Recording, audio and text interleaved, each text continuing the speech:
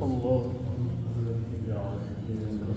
السلام عليكم ورحمة الله وبركاته. أعوذ بالله من الشيطان الرجيم. بسم الله الرحمن الرحيم.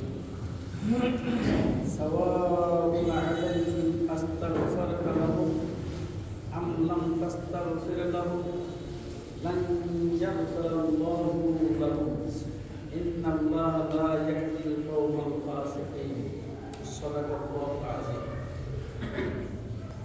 এই আয়াতের অর্থটা বলার পূর্বে আমি আপনাদের দৃষ্টি আকর্ষণ করছি। আমি এখন দাঁড়াবার পর প্রথম কি বললাম?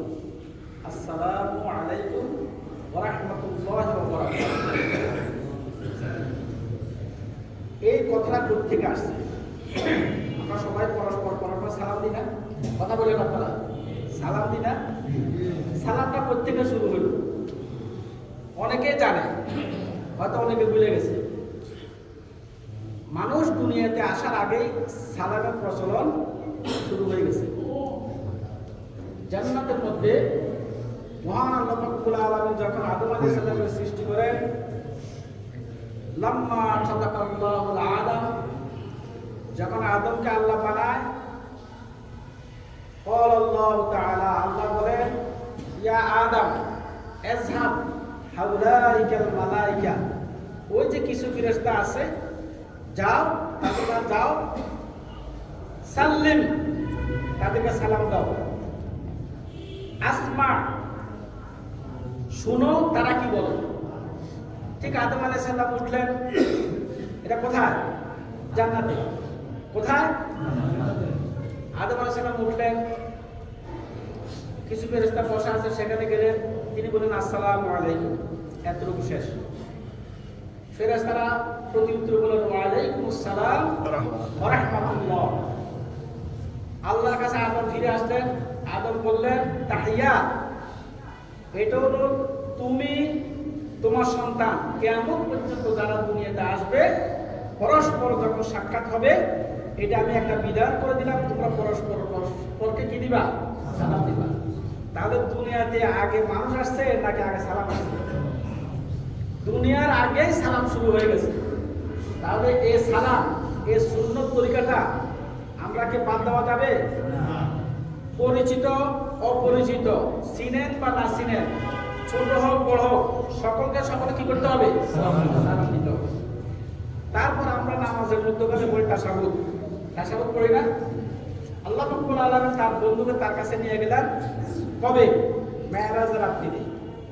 আল্লাহ রাসূল যখন আল্লাহর কাছে গেলেন, তখন তিনি, আমরা মেহমান বাড়িতে গেলে কিছু না কিছু নিয়ে যাই। আল্লাহ রাসূল মেরাজে যাওয়ার পরে জিবরাইল আলাইহিস সালাম বলেন, হে রাসূল, আপনি আপনার যা কিছু আছে আল্লাহর কাছে উপস্থাপন করেন।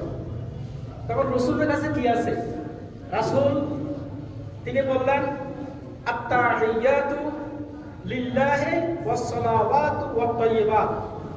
হে আল্লাহ, এই দুনিয়ার যত ভালো উত্তম যত জিনিস আছে, তাহিয়াত, সালাম, উত্তম জিনিসগুলো আমি তোমার জন্য উপস্থাপন করলাম। কে বললো এটা? কে বললো? আল্লাহ রাসূল বেড়াতে গেছে কোথায়? আল্লাহর কাছে যাইয়া তিনি বলেন, আত-তাহিয়াতু লিল্লাহি ওয়াস-সালাওয়াতু ওয়াত-তাইয়্যিবাত, এতটুকু রাসূল বললেন। প্রতি উত্তরে আল্লাহ কি বললেন? আসসালামু আলাইকা আইয়ুহান নাবিয়্যু ওয়া রাহমাতুল্লাহি ওয়া বারাকাতুহু। হে রাসূল, আপনার উপর শান্তি, রহমত এবং বরকত। এই কথাটা কার? আল্লাহ। দুইটা অংশ। তখন রাসূলুল্লাহ সাল্লাল্লাহু আলাইহি সাল্লাম আল্লাহর সাথে কথা বলতেছেন, এটা কি যেমন তেমন কথা? আল্লাহ রাসূল ওই সময়ের মধ্যে আরশে আজিম, যেখানে একমাত্র আল্লাহ রাসূল ছাড়া দুনিয়ার কোনো কিছুই নাই, সেখানে একমাত্র একান্ত আলাপের মধ্যে কে আছে?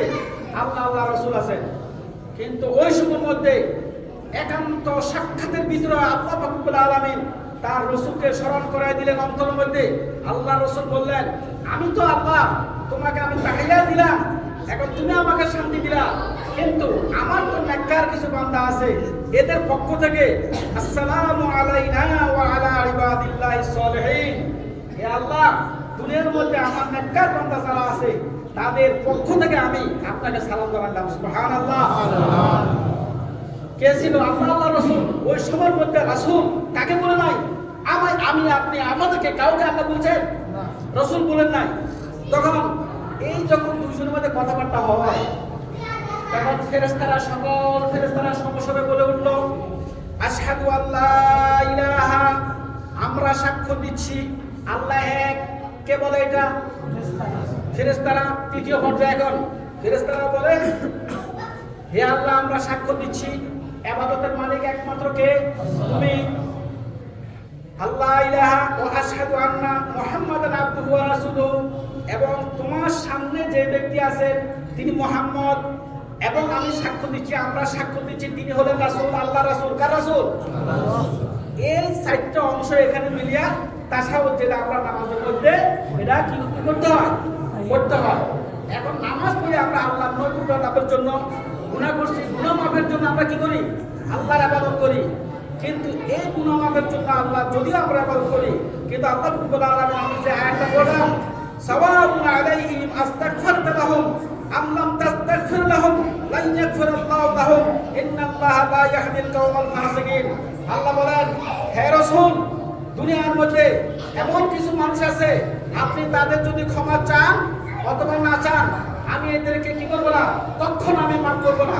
হে বন্ধুরা, কারা? আমাদের জানার দরকার আছে কিনা? জানার দরকার আছে কিনা? যেহেতু ক্ষমা চাইলো, আল্লাহ তাকে ক্ষমা করবে না। এক মিনিটে আমি শেষ করে দিচ্ছি। আল্লাহ বলে, হুমুল্লাযিনা ইয়াকুলুনা লা তুনফিকু আলা মান ইনদা রাসূলিল্লাহ হাত্তা ইয়ানফাদু ওয়ালিল্লাহি খাযাইনুস সামাওয়াতি ওয়াল আরদি ওয়ালাকিন্নাল মুনাফিকিনা লা ইয়াফকাহুন।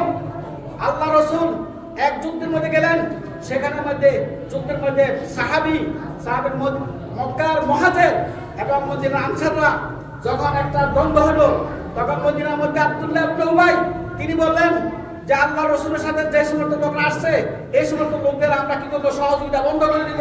যখন ইসলামের কাছে সহযোগিতা বন্ধ করে দিয়া ইসলামের কাছে বাধা সৃষ্টি করলো, তখন ওই ব্যক্তি সম্পর্কে আল্লাহ রাব্বুল আলামিন বললেন, হে আল্লাহ রাসূল, আপনি যতই তাদের জন্য ক্ষমা চান, আমি কখনো এদেরকে কি করবো না। তাহলে আমরা এই আয়াত থেকে এটাই শিখলাম, আমি আপনি ইসলামের উপকার করতে পারি অথবা না পারি, কিন্তু আল্লাহ আমাদেরকে মাফ করবো। কখনো যেন আমার আপনার কাজের মাধ্যমে যেন ইসলামের অগ্রগতির পথে বাধা না হয়, ইসলামের অনুদানের পথে যেন বাধা না হয়, আমরা এদিকে লক্ষ্য রাখবো। যদি আমরা ইসলামের কাছে প্রতিবন্ধকতা সৃষ্টি করি, ইসলামের কাছে বাধা সৃষ্টি করি, তাহলে আল্লাহ কখনো আমাদেরকে মাফ করবো না। আল্লাহ আমাদেরকে বুঝার তৌফিক দান করুক। আলহামদুলিল্লাহ।